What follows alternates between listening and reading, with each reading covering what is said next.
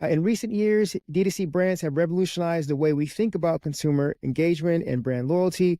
With the rise of digital transformations and the need for more personalized B2B interactions, it's time for B2B marketers to borrow a page from the DTC playing book. We're going to take a look at how these B2B marketers can leverage some plays from D2C campaigns to help their marketing.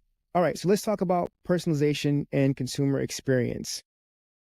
Now, we know personalization is key, but how can brands implement personalization in their content marketing strategy to better engage with their clients? Lee, what are your thoughts there? Well, oftentimes we hear the terms personalization, and the first thing we go to is the old school things of, adding "Hi, Jim" into your email, or just adding people's names into things. But I think what we've evolved, or we should have evolved to understand, is that personalization also means understanding your customer enough to talk directly to them and not so much about your product. And so if you can understand what psychographic they're in, what do they care about, what do they feel, what's important to them, then it isn't a matter of injecting their name or their city. It's more about injecting what they feel, what they care about into your content. And then when they receive it, it'll feel personal. That makes sense. And what about you, Carla? How can storytelling be used to create personalized brand narratives in the B2B space? I like what Lee said, because I think that's the basis for storytelling, is that you really have to know, who do you want to tell a story to? And I think sometimes as B2B marketers, what we do is we say, like, we have a label, maybe a title or a persona or something like that. And I think when it comes to storytelling, one of the things that consumer-oriented companies do really, really well is that they create an experience around the story. So I'm in Colorado, in Denver, and it's almost October, the day that we're recording this. And one of the things that I see every day when I wake up and go for a walk is snow on the top of the mountains. And one of the companies that I think does just an incredible job of bringing a consumer into their story and then creating an experience around it, Epic. It's an app that you can put on your phone. And if you're a skier or a snowboarder or a snow sports person, when you use that app, you immediately go into the world of skiing, and it tracks a lot of things like how many runs did you do, and you can compare yourself to other people, and it makes it a little bit more competitive.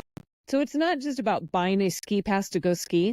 It's about they're able to bring me into the story of skiing and how I perform and things like that. And I think one of the really, really great opportunities that B2B companies have that marketers haven't necessarily taken the advantage of is, how do we create that experience by knowing our buyers, like Lee talked about, like, what do they actually care about that has nothing to do with what we sell? And then how do we create a storyline around that, and how do we, encompass that all in an experience? I think that's a really, really powerful opportunity. Yeah. But what about the nuances of the B2B industry versus B2C? I mean, naturally, we have B2C companies that focus on having more of, let's say, an emotional appeal, right? And then we have the B2B with, I would say, more rational appeal, because they're essentially, those decision makers are focused on ROI, versus maybe from a D2C or B2C brand when their consumers are more focused on value, right? What are the nuances that some of the B2B brands need to consider when communicating their brand story? Well, I'll give an example of something that I'm dealing with right now with a client. It's a B2B customer, and they are concerned with, when we communicate on social media, how do we segment that and only say certain things to certain people? Well, you can. I mean, if you're on LinkedIn and you have an audience of 100,000 people and you speak to them, you can't say, well, this is only for those who buy this product or those who only buy that product. It's just your audience. And sometimes businesses, because of how especially complicated larger ones can be, you may have different sales teams who sell different people, marketing markets to different products. You have these divisions internally, but to the customer, you're just that one company. And so as a company trying to personalize their message, it gets complicated. In fact, it's hard for them to do. Whereas D2C can say, look, we are targeting this team to people who buy shoes. And you can target a lot easier and say, to the personalization may be something like, when you're in your, when you're in your 40s and it takes you 30 minutes to feel warmed up in the morning, don't you wish you had this kind of coffee, right? At that moment, you feel like, wow, they're talking to me. I'm in my 40s. I love coffee. I'm sluggish this morning. That's personalization. But if you put it in the corporate B2B sense, it'd be almost like saying, well, do you wake up in the morning? Well, yeah, we all wake up in the morning. And that's where it stops. It's not personalized, right?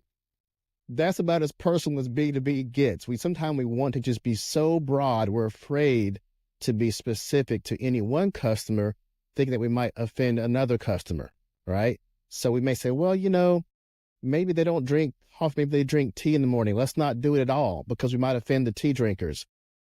B2B messes up right there. That's where it gets complicated. And while we have this conversation of how can B2B be more like direct to consumer, because B2B wants to be too general too often and play it too safe. Yeah. Oh man, I couldn't agree with you more, Lee. I think one of the things that B2B does, exactly the example that you just shared, they make their audiences walk the cliff, like walk the plank. They get you just to a point and then they just leave you there hanging. So like, do you wake up? Yep. Okay. In a conversation, but really looking at like, what's the narrative that we want to have, like a conversation over a long period of time. And I think one of the easiest things that B2B marketers can use to humanize the story that we don't think of is like, what are the words that you use? And if you read the words in your campaign or whatever kind of content you're producing, are these actually words that you would use if you and I were just sitting here talking about this? Now, if we put our conversation that we're having right now into the corporate environment, I might use a lot of terms like mission critical and I better utilize things more efficiently and things like that. But we don't talk like that as real human beings. And I think just the little bit of infusing our personality as a B2B brand through the words that we use can really go a long way to make us sound and appear human in that way. And I think that ability to understand what would one actual person say to another actual person when we're having this kind of conversation, it's pretty eye-opening. Yeah. And I think too, some of the B2B brands are also having their CMOs or CEOs kind of speak to be in the forefront of their brands as well in terms of communicating the brand positioning. But what are some ways that we would be a B2B brand would be able to infuse some of that personality into communication that addresses all those individual stakeholders that they're looking to target?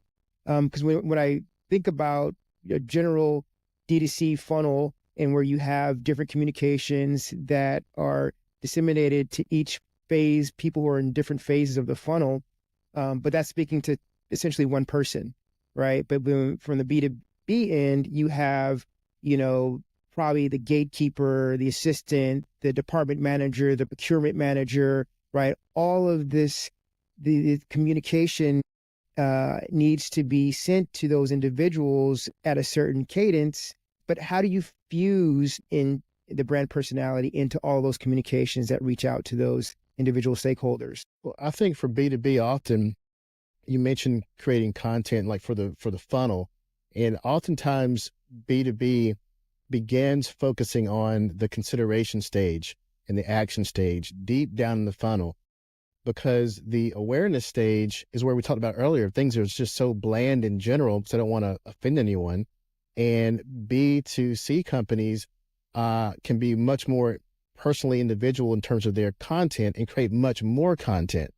I'm working with clients now trying to get them to lighten up a bit on their top of funnel and do more content and not do the super Hollywood polished videos they do for the bottom of the funnel, which are necessary for that consideration or action stage, but they don't want to ease up a little bit and do things that are faster, more human, has some flaws in it that are more attractive to the top of the funnel, that they can afford to do hundreds of videos rather than that one or two polished.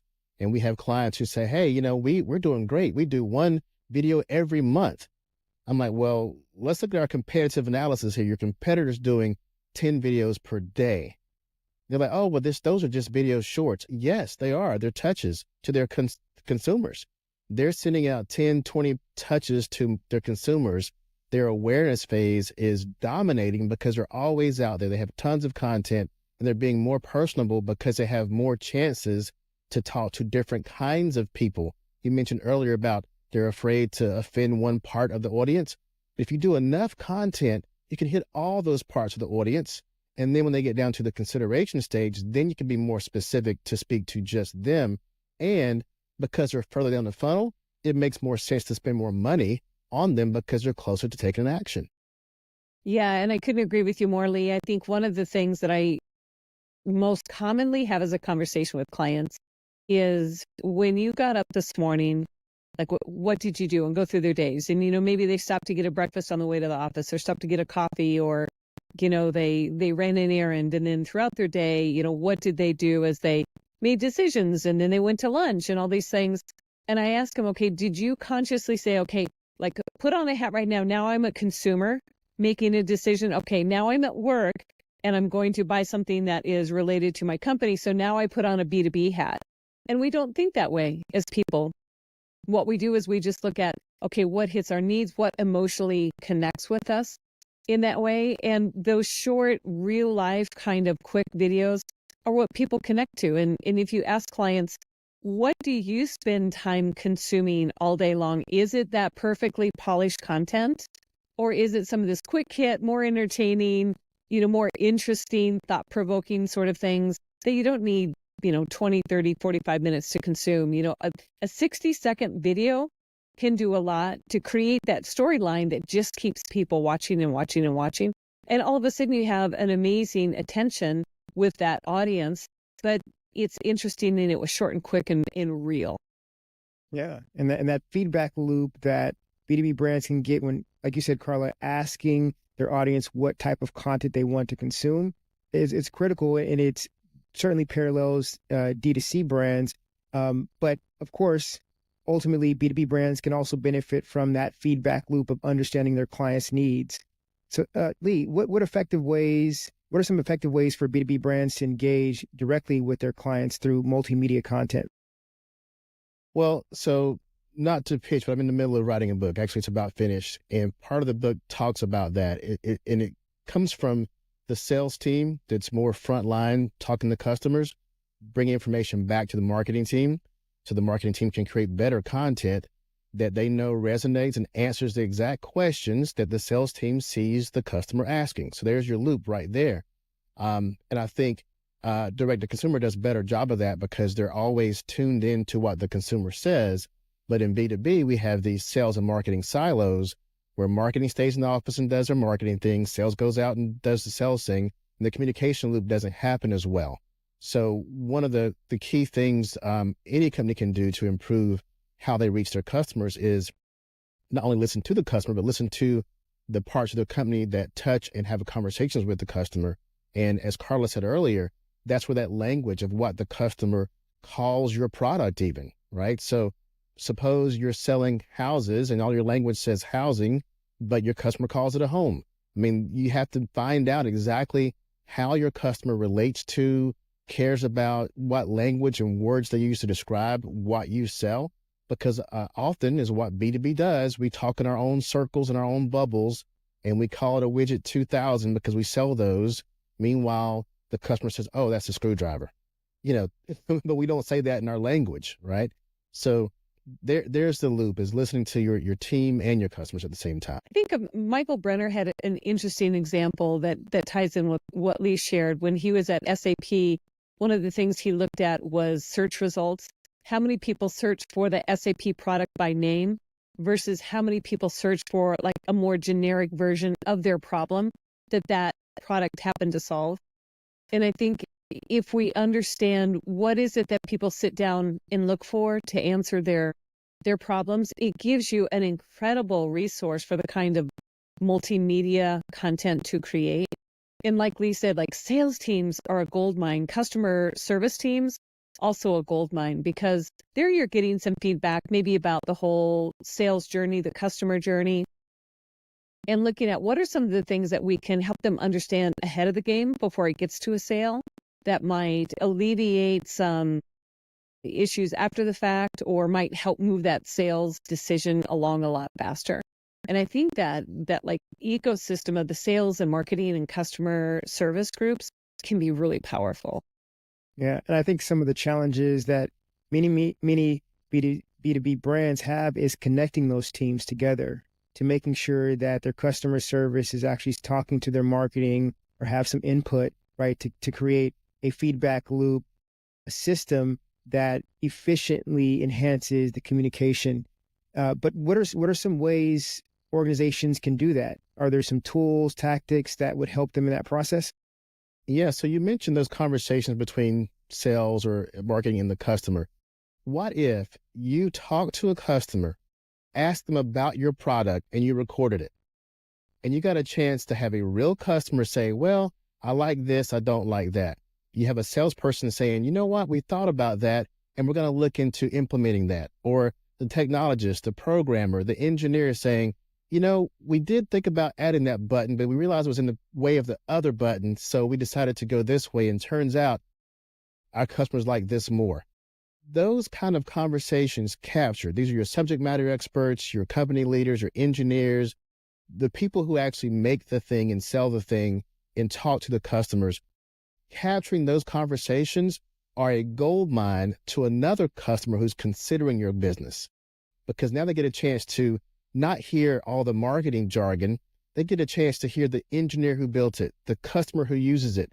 That is much more convincing than over jargonated. That's a new word I just made up, I guess.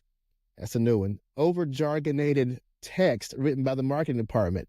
Have conversations, record the conversations, whether it be video or podcast. Capture those snippets and show it to your prospective customers at the top of the funnel, especially to build awareness and build trust. Amen. Like everything he just said, totally agree with. Absolutely. Yeah. Yeah. And so when continue on the theme of storytelling for B2B brands, what are some ways that B2B brands can enhance their brand story and align it to current trends, right? And so you have organizations that want to be aligned with, let's say, some social impact issues and so on, but also make sure that they're still holding true to their original traditional core values, right? What are some ways essentially that these B2B brands can sort of loosen up a little bit and unloosen the tie, if you will? You know, I grew up in a small town in Northeast Nebraska, like really small, less than 1,000 people, farming community. And one of our big contentious conversations, even as kids growing up, is, are you green or are you red? And green meant John Deere and red meant International Harvester. So we were like definitely brand loyal, like people, green or red, green or red. So I grew up in a green family, John Deere. And I think John Deere has done an amazing job throughout history. I mean, they're one of the icons in the content marketing world. But I think how they've been able to tell a story and remain relevant is so beautiful. And I know like our farm has been in our family for over 100 years. And one of the campaigns that John Deere has is about your land tells a story. And so it can be like, for me, that emotionally connected with me because I think about my great-grandparents, my grandparents, and my parents, and my brother used to farm. And looking at that about the land tells a story from a very emotional perspective for me. And there's an incredible connection between farmers and the land that isn't just about how much is it going to produce. But I think also then with John Deere, it's a beautiful way to talk about how they can help your land tell the story because of all of the technology and the equipment. But if they would have led with all of the details about how their new technology can give you like incredibly detailed information about the production of each square foot, you know, inside the area that you're farming, nobody would have paid attention. But when you start talking about what does the story that the land tells and creating some of these very big emotional type of conversations, it's really beautiful. And then looking at how they talk about the ability to farm forward, you know, we look at sustainability and climate change and the impact of farming and how do we feed a world. And I think it's a nice way that John Deere has been able to elevate itself into a conversation where if they just stuck with that traditional B2B product and here's what it does and can do, they would not have been able to connect like and be relevant, I think, especially relevant forward as they are right now.